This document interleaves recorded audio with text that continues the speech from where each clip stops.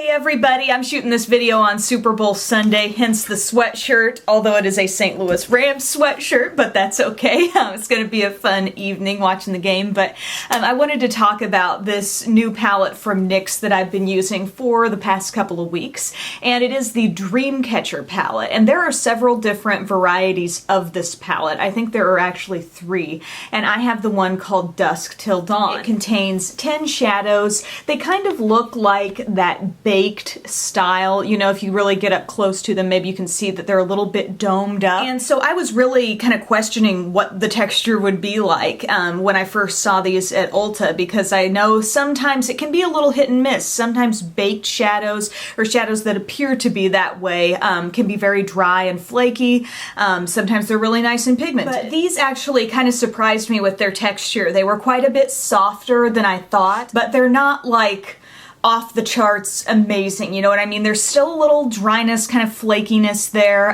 One indication of how dry a shadow is when I do my swatches, and then I'm able to just wipe them right off my arm with a Kleenex as opposed to needing like a wet wipe or needing to get it under running water to remove the darkest shades. These all just kind of wiped right off with a Kleenex. So kind of dry. They still can be worked with and work nicely over a primer, but I have a few complaints. And I have a few complaints also because this is a $15 palette and I think it's kind of overpriced. Let's just talk about the colors that are in here first. There are 2 matte shades, a matte black and then this matte taupe color.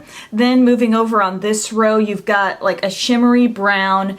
This is kind of like a rosy taupe type shade, a really deep bronzy shade, and then more of a classic kind of warm bronze. And then over here we've got like 2 goldeny shades, one a little bit more yellowy than the other.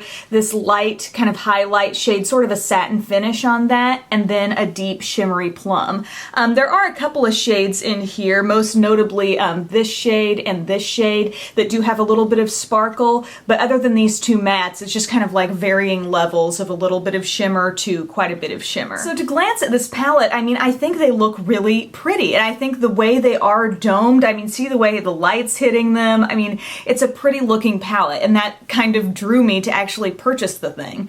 But ultimately, I feel like I don't end up getting that many different looks out of this. I'm actually pretty pleased with the matte shades. I mean, the black is pretty rich and black, but as for these other kind of mid-tone to deeper colors, it's like they just don't really pop too much one from the next. If the question to me is, you know, are you really happy with that purchase? Would you seek it out and buy it again? No. I really think it's just an okay palette.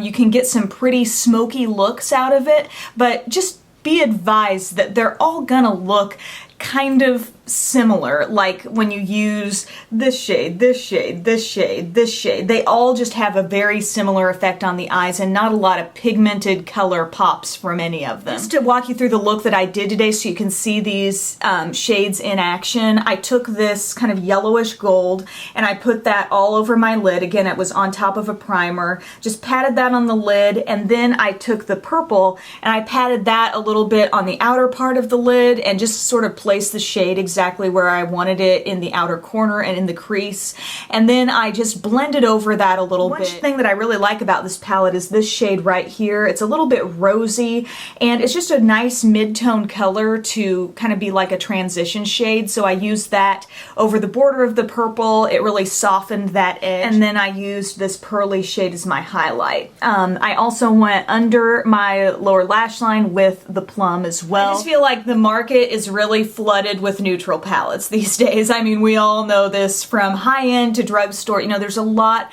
of neutrals going on out there. So if you've already purchased quite a bit, or you're thinking about purchasing several different ones, I wouldn't necessarily put this on your list of must-buys. I just don't think it's that amazing or gives that much versatility. But that's just my opinion, my honest take on the products. I think if this palette would have had maybe more of these kinds of textures going on, these mattes, which were actually really nice, I think maybe I might have a little bit different opinion of it. But thank you guys so much for watching. I really appreciate you taking time to tune in, and I'll see you again next time. Bye.